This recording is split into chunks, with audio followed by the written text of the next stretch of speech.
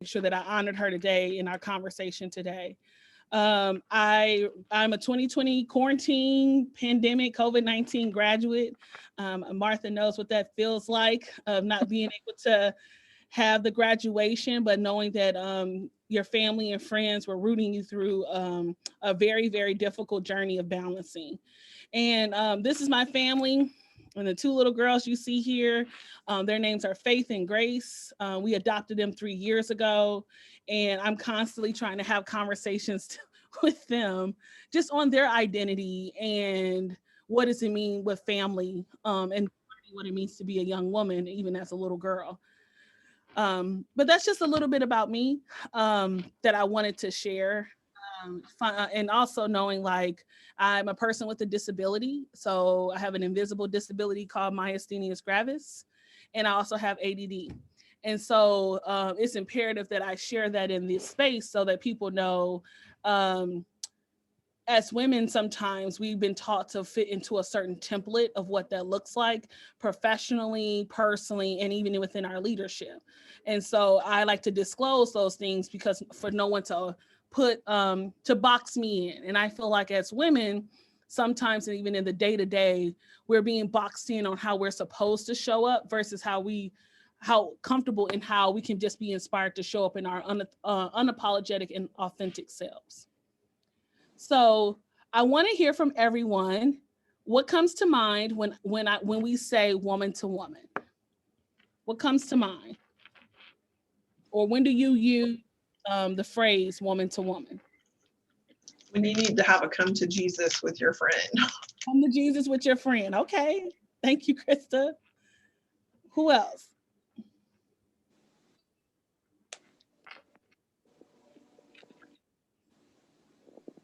I think it comes from when we have to have conversations that I guess we feel like only other women would understand what we're talking about.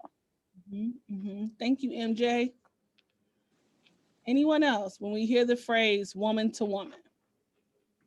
I like to say just any kind of intimate conversation that usually deals with like a sensitive topic or conflict that usually only women can understand. That can be a huge range of things, but like overall, it's just like that intimacy, that area where you're comfortable to talk with someone and not be judged. Mm-hmm. And so my follow-up question is, does those conversations always end well? I see some head nods, some no's. Why? You all just told me that is a space that is intimate, where you can be vulnerable, that another woman will understand, whether you can have a space diving into like conflict. But why doesn't it end well? Some people aren't ready to hear the truth. Some people aren't not ready to hear the truth. I said this the other day, that accountability always feels like an attack when you've never been held accountable. Right? So anyone else, why don't these conversations, when we have women to women conversations, end positively? We just said it's needed. We just said it's empowering, but why does it end in a negative space? Because Dr. Reed, a lot of times people aren't empathetic. They don't use the self-awareness to understand another person's point of view or walk through their heart or through their shoes. And the empathy part, when you're going in, it has to be a two-way street of listening and really hearing what's going on in the silence, because that's what we're missing, is what's really going on, because there's a silent part of all these conversations that a lot of times we fail because of the lack of empathy. Thank you so much, Martha. Anyone else who would like to share why the conversation? Go ahead. I think also, excuse me, I think also women are really diverse. Like the lifestyles are really diverse. Some people were brought up to be kind of domestic, housewives. Some people are brought up to be more professional.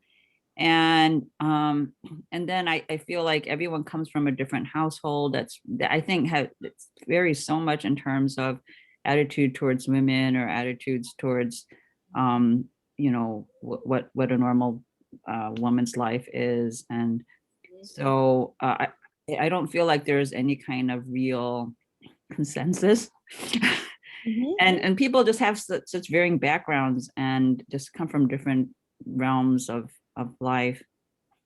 Absolutely. So yeah, and I think also too, when we have a lot of struggles, everyone deals with their struggles differently. So it's hard to identify with other people how they deal with their struggles. And because the struggles are going to be, you know, kind of emotional, it's hard to open up and put yourself in another person's shoes if you're already coming in with kind of a strong emotional kind of attitude about something. Thank you. I appreciate that. I appreciate everyone for sharing. But during this conversation, I wanted to talk about some of the barriers. Some of the barriers, I believe, why we sometimes can't navigate this woman to woman conversation, as we mentioned, the comparison. So you're looking through only your lens and looking at how someone else is navigating something. Competition, whether we know it or not, competition is arising, whether it's in a leadership role, whether it's in a workplace, whether it's just a group of dynamic of women. But why is that? You know, why is there a barrier of support? Why is there a barrier of cultural competency and cultural sensitivity amongst women? Though we're all, you know, identifying as women, why do you all think these are barriers? Or want to share a moment where you felt this barrier happen to you? I think something that comes with like cultural competency is that if we look at feminism within the United States, and the United States is pretty racially diverse, what might be something that's like a problem for, like, for example, say white women would not be the same for Black women, for Asian women, for Latina women, and so on. And I think that sometimes we forget about that when we're, you know, having woman to woman moments and stuff, because if I'm looking at something as a white person and stuff, I would not understand what the experiences of a Black woman or an Asian woman would be like. Thank you for that, MJ. Anyone else have an experience where you felt the barrier of comparison, competition, lack of support, or lack of cultural competency in navigating a woman to woman conversation?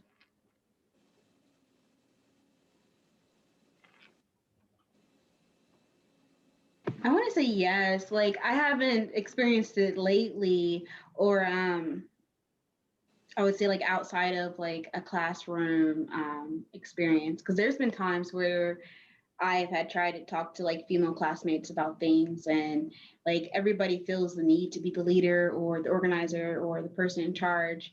And so like they bunt heads with like other females who might be as like assertive as them or appear as assertive as them. And when you try to approach them, it's always like this agitation in the air. And like sometimes it's hard to like have those conversations, because it's like, how do I approach you? Like, how do I actually talk to you without me getting offended or you getting offended?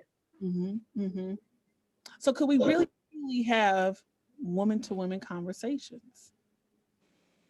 And I think, and the reason why I wanted to dive deeper into the comparison and competition is that I asked my students, I was like, what are some of the barriers? And several of them mentioned like the competition and comparing oneself. Have you ever been in a space where you've compared yourself to another woman, whether in a leadership role, whether through a job, whether through at work? Has anybody ever had to experience that, comparing yourself? I see some head nods. You know, why do we compare ourselves to other women?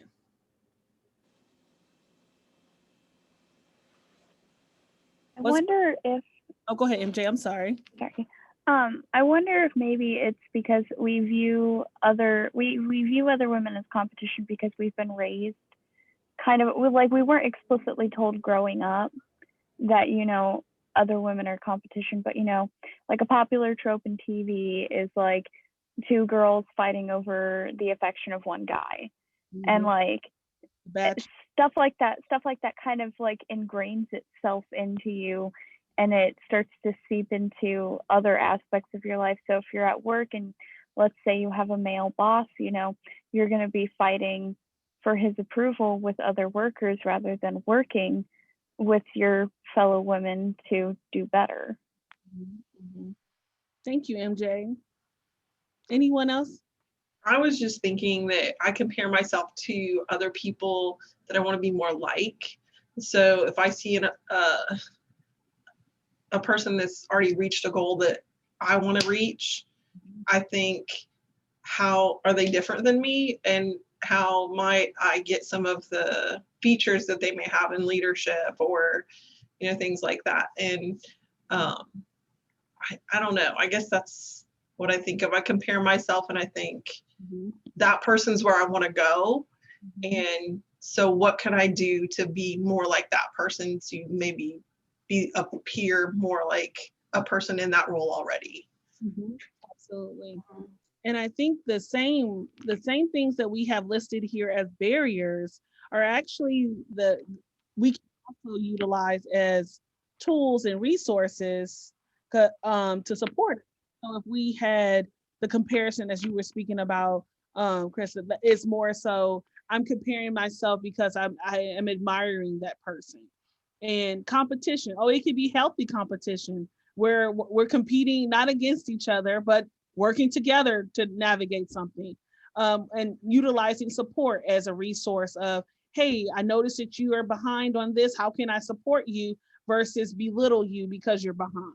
Or the cultural competency, as you all were mentioning, is understanding, as MJ mentioned, what can be a barrier for you may not be a barrier for me. So how do I stand in the gap of knowing that that's my way of being not just an ally, but supporting you in your lived experience and supporting you as a woman navigating something completely different than me, right?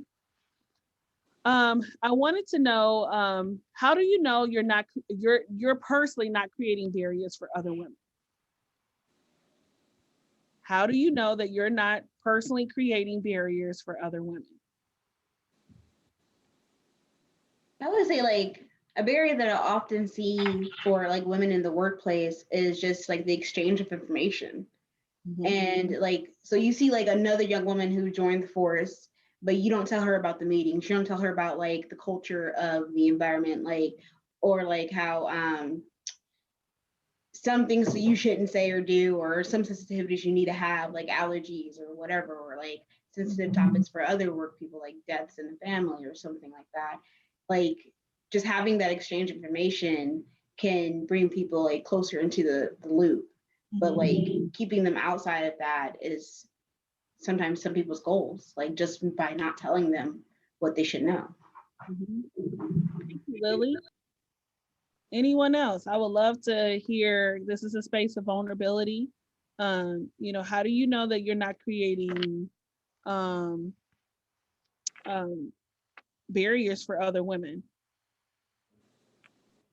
I think you kind of have to have some knowledge of like other cultures and understanding the world that you kind of live in, because if you have a different background, like a very different background from like say another woman in the workplace, then you're going to have trouble communicating effectively if you are hitting that barrier, and if you don't work to, I guess, like inform yourself.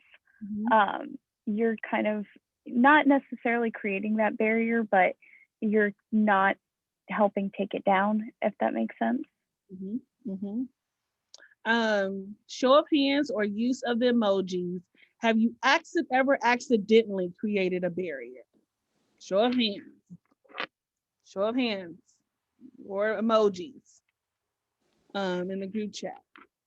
And so that is that's important for us to talk about, because that intent versus impact, that is not intentional, but the impact is that I'm actually creating a barrier for another woman, right? And I'm glad, Lily, you gave that example of not bringing somebody in the loop. Because sometimes we could feel like, well, why am I always being the person to help all the time, right? Why am I all, and so sometimes we think that the most helpful thing is for people to try to figure it out on their own, but it's also kind of like, how are we truly reaching back and pulling somebody up with us? Because we didn't know everything, right? So the show of hands of acts unintentionally creating barriers. Can anyone share an example? Share an example how you unintentionally did that? I think that, like Lily said, maybe in the office I'm working in now, I don't always share everything I know with everyone I talk to. And it's just because I'm an introvert. I mean, it's not because I'm trying to sabotage anybody. I just usually don't talk to people in the office unless I know them, which is kind of 2020 there. It's like you don't get to know them if you don't talk to them, and I don't share, and then I come off as a jerk. No. I saw another hand. Go ahead. I definitely create barriers because I always think that I can do stuff all by myself. And with me, I like it's my anxiety piece where like if it's not done a specific way, it Mm, gets so much anxiety within me. So that's definitely a lot of my barriers because I want to make friends and I want to communicate with everyone. It's hard to let those barriers down. mhm, mhm. Thank you. I see another hand. Go ahead.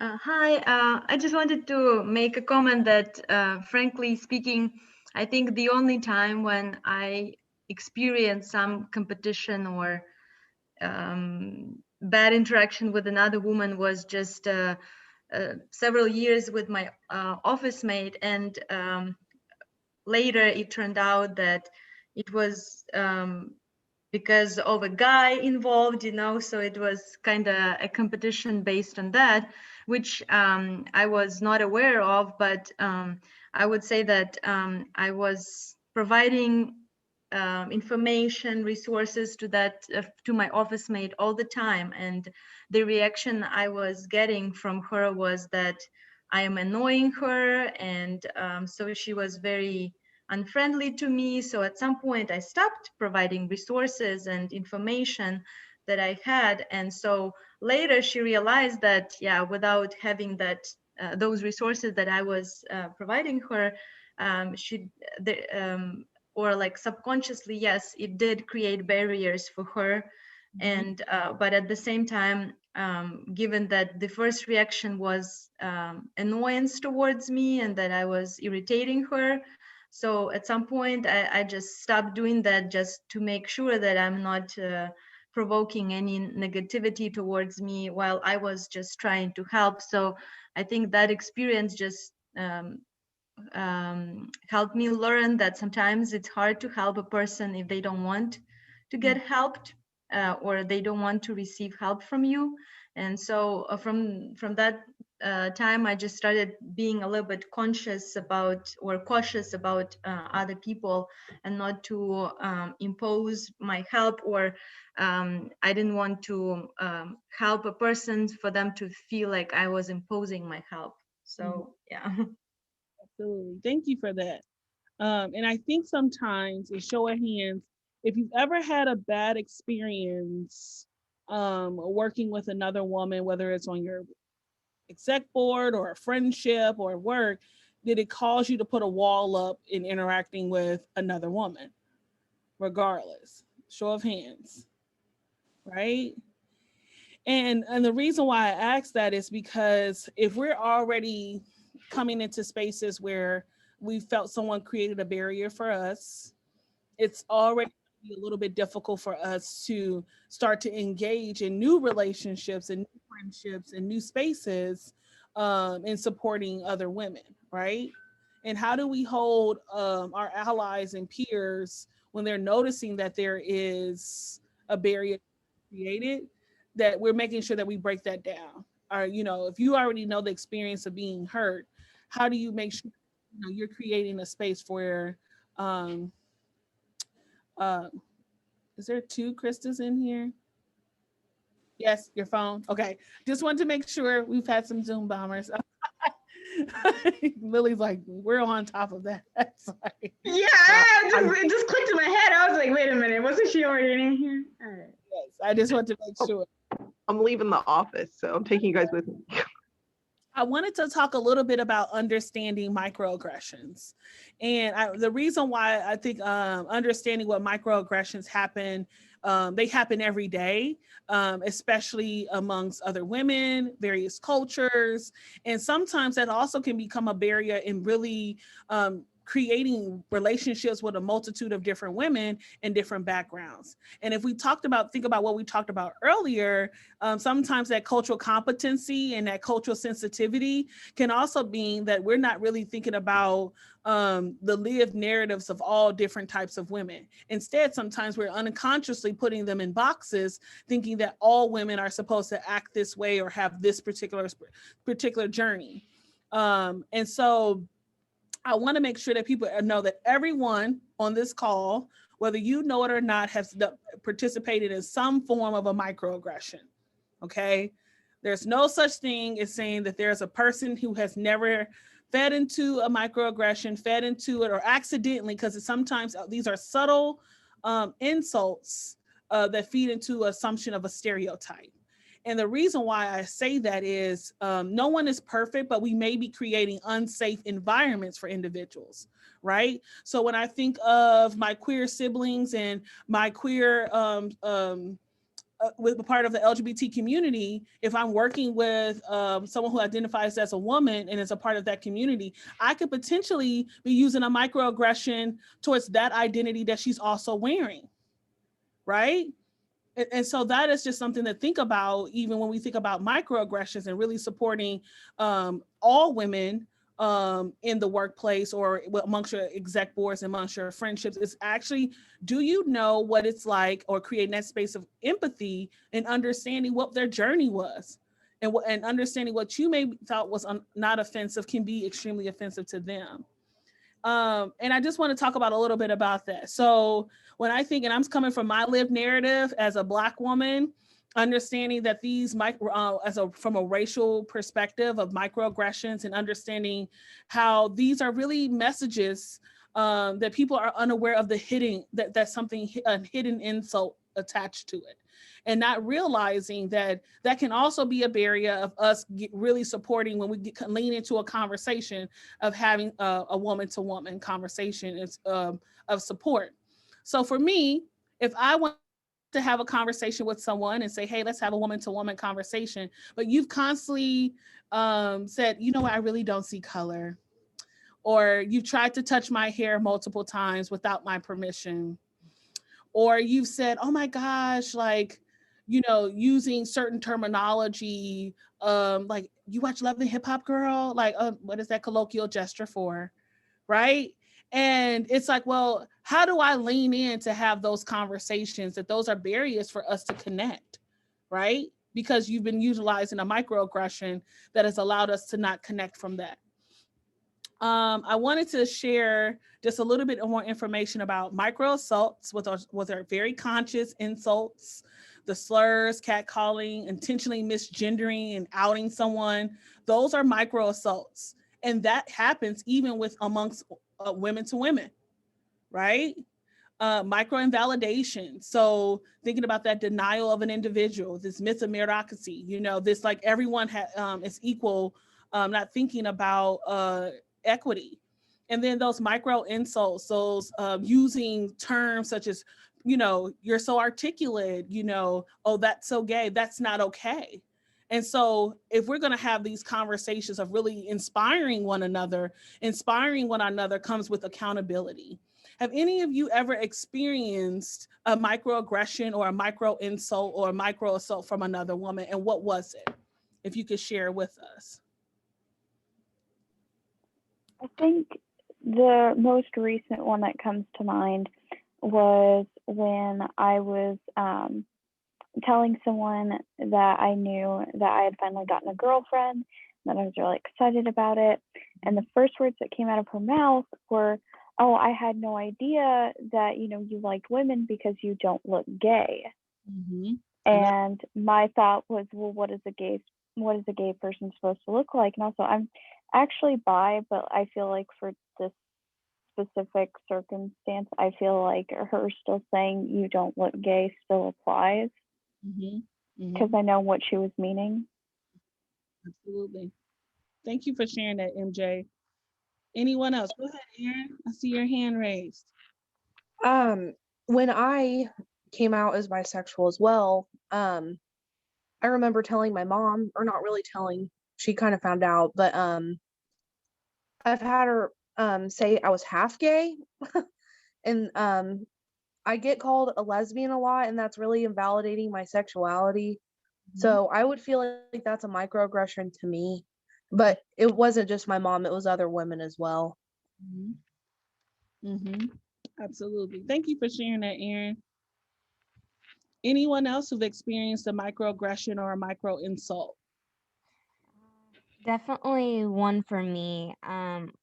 When I go home, I work at a place that has a lot of people and stuff, and I always with new bosses and everything, I always tell them that one, it takes me a little bit to understand multi-step things, and then I always tell them I have a really big hearing issue, as like I believe it's a certain percentage of deafness. And like one time when I was just doing my work, one of my old supervisors back then was just yelling at me saying, "Hey, turn on your ears." And I'm like, that's not good.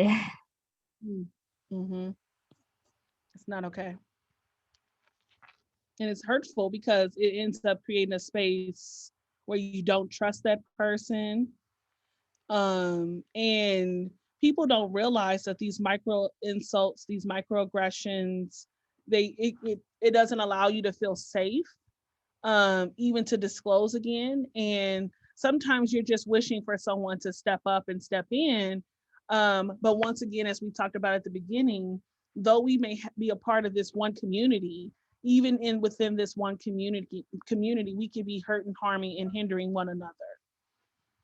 Thank you for sharing there. Anyone else who would like to share before we move along? I have one I would like to share. Go ahead, Nyla. One that I like hear a lot all the time is like a lot of times like when you go to restaurants and stuff, and they don't bring your order out just quite right, or you're getting like really bad service. Like a lot of times, like when I go out, even with other African American women, they always say, "Don't be that Black girl. Like just be quiet. Just don't be that Black woman to have an attitude or to get angry." And that just makes me feel like, okay, so I can't speak out when something, is wrongly done to me, because I'm gonna be labeled as that Black girl or that angry Black woman. Thank you for sharing that. Trust me, I definitely understand. Anyone else before we move along? So I wanted to share this video. One of my students said they really enjoyed it when I shared it with them. So hold on one second. Okay. For people who still don't think that microaggressions are a problem. Oh, please excuse the cursing. Sorry, just want to give you a heads up. So well spoken. Just imagine, instead of being a stupid comment, a microaggression is a mosquito bite. It's a compliment. Mosquito bites and their itch are one of nature's most annoying features. But if you're only bitten every once in a while... No, where are you really from? Cleveland. Sure, it's annoying, but it's not that big a deal. The problem is that some people get bitten by mosquitoes a lot more than other people. I mean, a lot more. Whether it's on a date. Oh, your English is so good. Excuse me? Going grocery shopping. You know, everything happens for a reason. I'm just buying apples. Commuting to work. So when are you gonna have a baby? Watching TV. We have to keep the Redskins name. It's part of our culture and history. Or just walking down the street with your partner. I couldn't even tell you were gay. Mosquitoes seem to pop up everywhere. Do you know John? Give me shopping advice. I have share too. And getting bit by mosquitoes every goddamn day. Can I touch your hair? Multiple times a day. So pretty. Can I touch touch your it, hair? please? Can I please? Is fucking annoying. That makes you want to go ballistic on those mosquitoes, which seems like a huge overreaction to people who only get bit every once in a while. It's just a mosquito bite. Who cares? Just another angry black woman. Of course, beyond just being annoying, some mosquitoes carry truly threatening diseases that can mess up your life for years. Astrophysics? Maybe you should try this challenging major.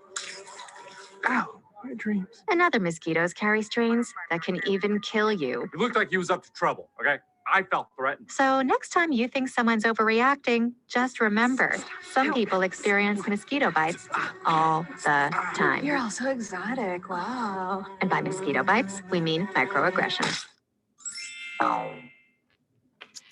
So what do you all think about that video?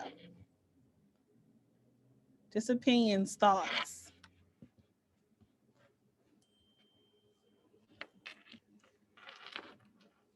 Any thoughts about it? Suggestions? Has anyone ever said when you brought up something you're overreacting? Yes, a lot of times. I thought that video was pretty funny and very accurate. Sadly, people sometimes don't really understand how microaggressions affect people, especially the person who's saying it, because they think oh, maybe you don't really get this a lot. Like, how often will people say this to you? And it's not a big deal. Why are you so offended? It's not like you're told every day or whatever.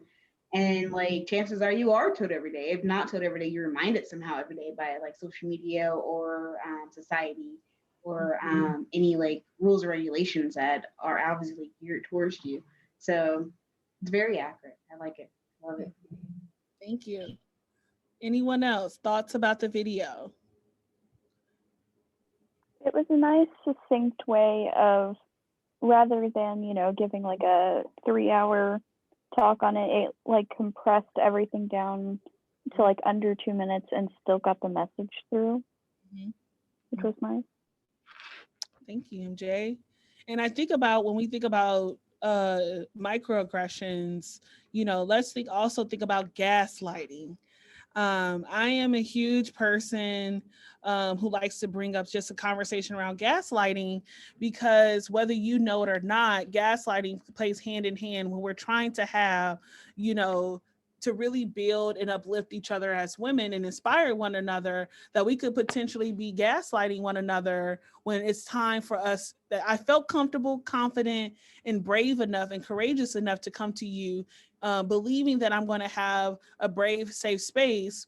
But, gaslighting is this psychological manipulation in which a person feels like they're gaining more power, and they make the victim question, not just their sanity, but some frustrations. And I wanted to provide an example of gaslighting, even from my perspective, with my race. So if you want to exchange that with religion, your sexual orientation, sexuality, ability, you can switch this out and simply say, you have someone saying, hey, just to play devil's advocate.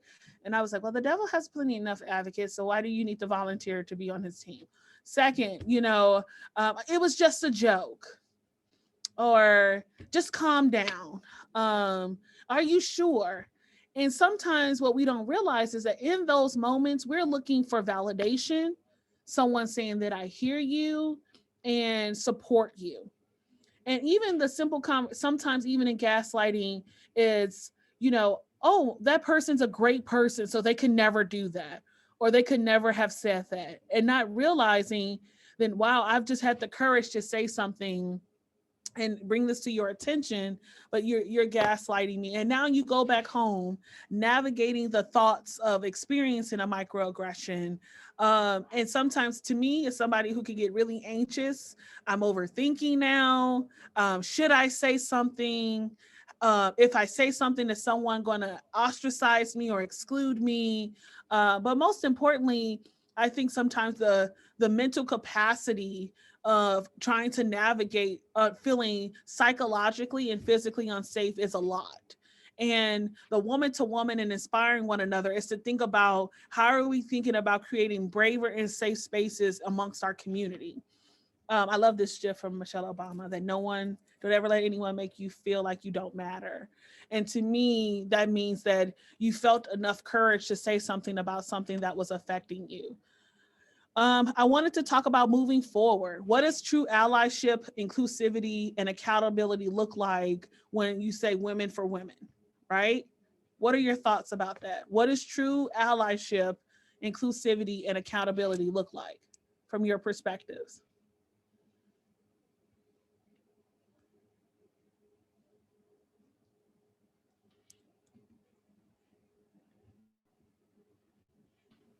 I would say just having that open ear. Sometimes when people want to tell you their issues or things they experience, not really looking for a response, but just a person to listen to. Absolutely. Does everyone, clearly from this conversation, everyone has work to do in understanding how to be an ally, even amongst all women, right? And I think that is the stigma and the myth that, we're not all the same, we're not all thinking the same, so that we can all do the work of what being a true ally, and understanding and doing that reflection, reading, and doing the work. When I think about accountability, is how do you hold yourself accountable? How do you hold yourself accountable when you're trying to create this brave space for other women? Do you have an open ear? Are you validating them? Are you supportive? Right? Any thoughts? Go ahead, Kristen. I try to speak up when I hear someone speaking out of turn. I guess what I mean by that is if I hear somebody using some off-color language or something I don't agree with, I try to speak up. And I guess that I'm holding them accountable, but at the same time, I'm also stating out loud how I feel about the situation.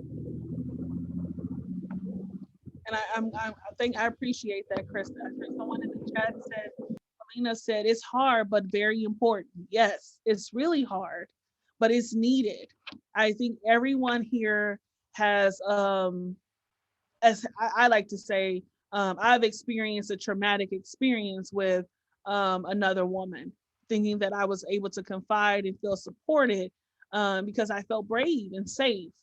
And so it really kind of violated the safety mentally and emotionally that I was really looking for. And so now I do it. I challenge myself to hold myself accountable, that I would never create that space for anyone else, that I will always have a listening ear, encourage one another, regardless of how hard and uncomfortable and awkward it feels, especially when you see people saying that they're a feminist, but they're only a feminist for certain women. And so how do we make sure that when you say that you're thinking about that from an inclusivity and accountability lens? Anybody else, anything that you potentially think that you can do better, or that you would like to see women do more better in this from this perspective? I would say, like, as the GA for the Women's Resource Center, just support overall and just passing along the message, because, like, I don't think people really actually realize how much women struggle just from day to day and like just being out in society, on top of like governmental or certain procedures that are pinned against women, like the pink tax and everything else, and how many things like undergarments and menstrual products are so expensive these days. And so just saying like, hey, like, I know you might be struggling, but here's this resource. Like, I know this office gives away free condoms or free or there's free STD testing or things like that. Like there's free pap smear somewhere. Like just giving like that extra support and push, because sometimes we get lost in the world and we are doubting that the support is ever there. And knowing that there are these resources out there that are built to aid and improve the overall health of women, I think that's really important. Anyone else? Any other thoughts? Oh, go ahead, Jacqueline. So I'm Korean American, and I see that my colleagues, Korean women, I think have kind of a double whammy. So there are cultural things that have to be learned, and so I think that they need help as far as kind of information about the culture and things like that. And I think it's easy to not do that. It's like, well, okay, you're in this country, you need to make it yourself. We're Americans here, right? But I kind of feel like it's the kind of my duty to step up and try to. And I think I would have benefited more as well if I had that kind of guidance. And so I think that's something where I have to force myself to do it, because it's not obvious you have to, because it's a meritocracy. You work hard and then you do it. And so why should anyone receive any more help or more attention? But I feel like people do actually. Not only are we women, but also kind of come from different cultures. So now you just need kind of extra support, I guess, rather than guidance. Well, it's guidance and support. So I think I try to make myself open to other Asians or other Korean women, and well, and even men, but mostly women. Yeah.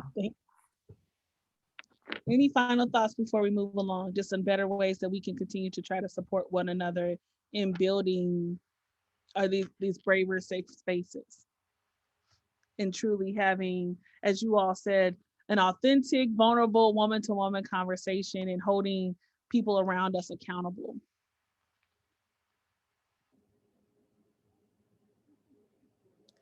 Well, I wanted to end on the shine theory. Does anybody know what the shine theory is? Show of hands. Okay, that's a good. No one knows the shine theory. Okay, good. I learned the shine theory probably 2 years ago, and I never knew that it was an actual theory, and I didn't ever actually know that it was a study, and it's a book by Anne Friedman. And it talks about when you meet a woman who is intimidatingly witty, stylish, beautiful, professional, accomplished, befriend her. And I was like, what? What does that mean? It was talking about how do you surround yourself with the best people doesn't make you look worse, or by comparison, it makes you better. And she created the phrase, I don't shine if you don't shine. And it really allowed me to remove myself from having to compare myself to anyone and really look for what a true support group looks like, and knowing that when I'm shining, they're shining too. When I see them shining in their lane and in their passion, I'm shining along with them. And it allows you to think about rethinking jealousy, recognize and not like you're recognizing their accomplishment, you're recognizing their various backgrounds, you're recognizing the difference, and most importantly, how do you rebuild the narrative? So how do you hold people accountable who want to create jealousy, who want to change the narrative when it's supposed to be supportive, right? So what are your thoughts about the shine theory? And anyone can chime in. Anyone can chime in. Well, I would say I think that the shine theory is very empowering and inspiring for anybody. I know it's geared towards women, but coming from a male perspective, I think that males can use that as a way to uplift each other as well, because it's just kind of like it's a theory that keeps us in a humble place, and to know that we are relationship human beings. And what I mean by that is oftentimes society thrive off the idea that you know you gain success by doing it on your own, and you don't need help of other people, whoopsie rules, stuff like that. But when you use the shine theory, it reminds you that, hey, there's people around you for a reason. People are in your life for a reason, whether they're in your life for a season, a reason, or a blessing. They are there. And so how do you utilize them as a resource to well, I won't say resource, but like a motivating factor to get to where you want to go, but also helping them as well. So I think it's a really dope theory that anybody can use.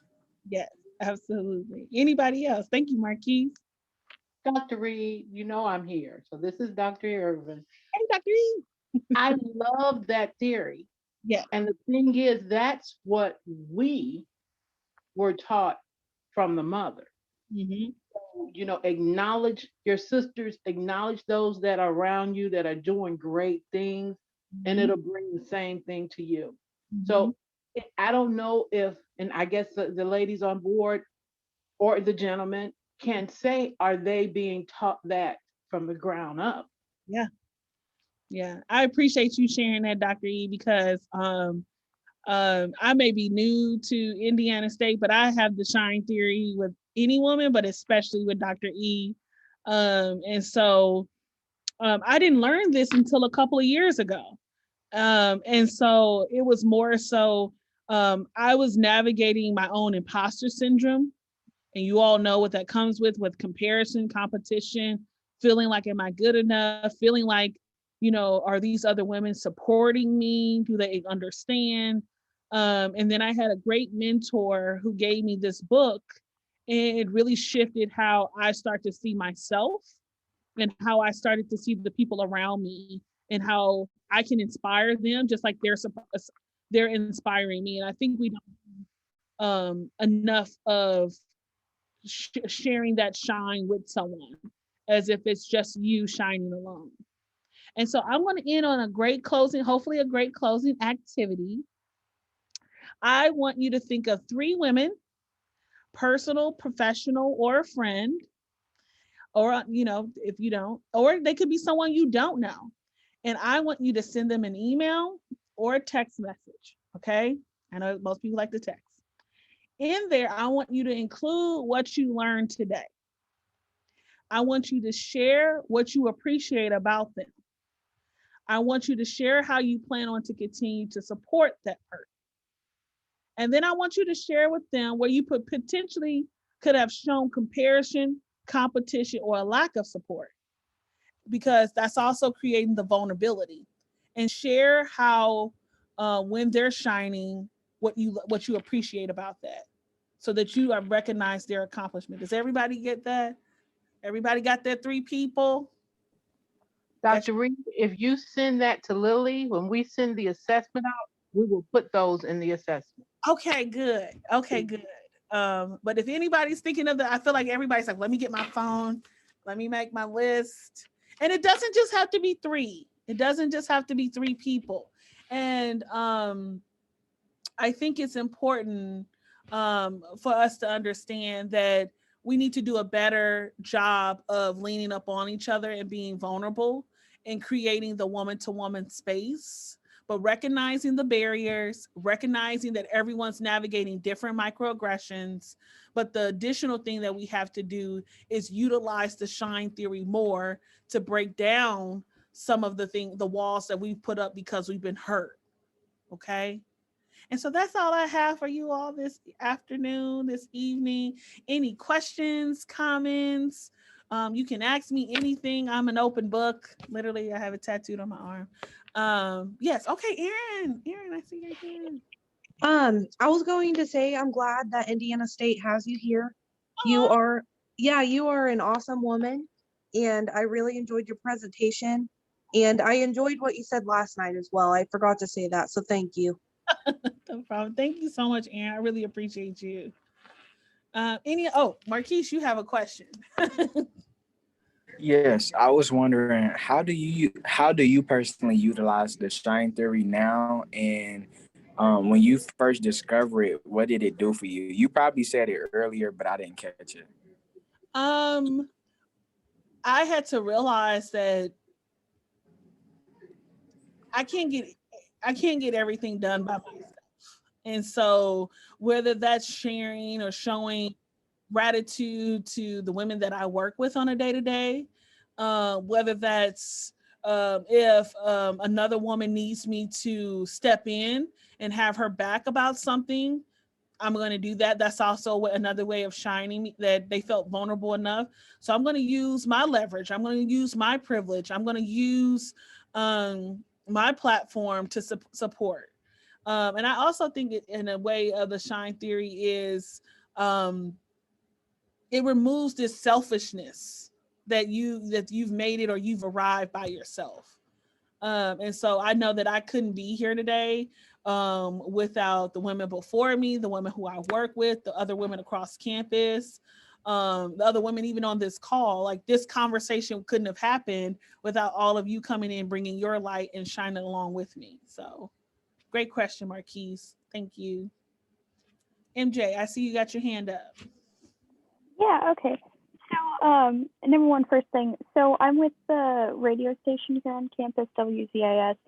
First of all, I was just making sure that it was okay if I write an article about this and post it on our website. I would double check with Lily and Dr. E.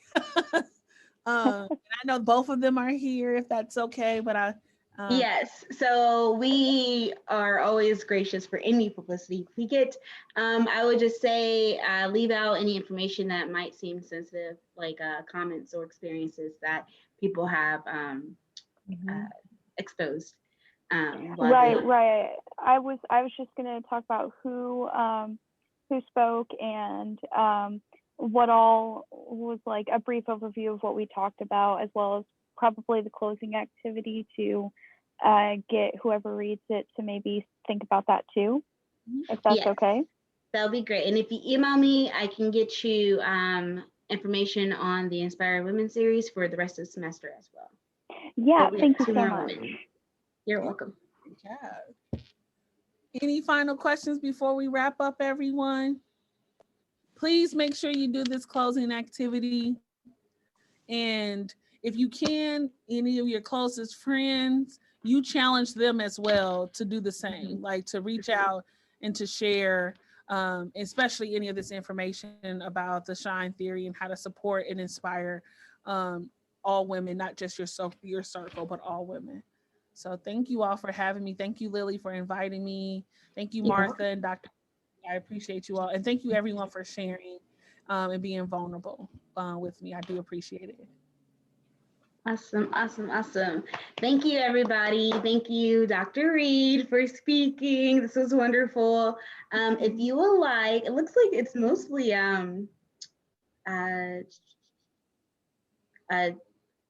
MSP student GAs and student workers from here. So for Madeline and MJ, if you would like, you can come up to the 7th floor and pick out a t-shirt for the Inspire Women series. I will be there tomorrow from 9 to, well, you can just come at any point in time. I think anybody can get it for you. They'll be, just email me your sizes and I'll have them waiting. Awesome. Sounds good to me. Thank you. Have a great night. All right, you all have a good one. Thank y'all. Have a good night.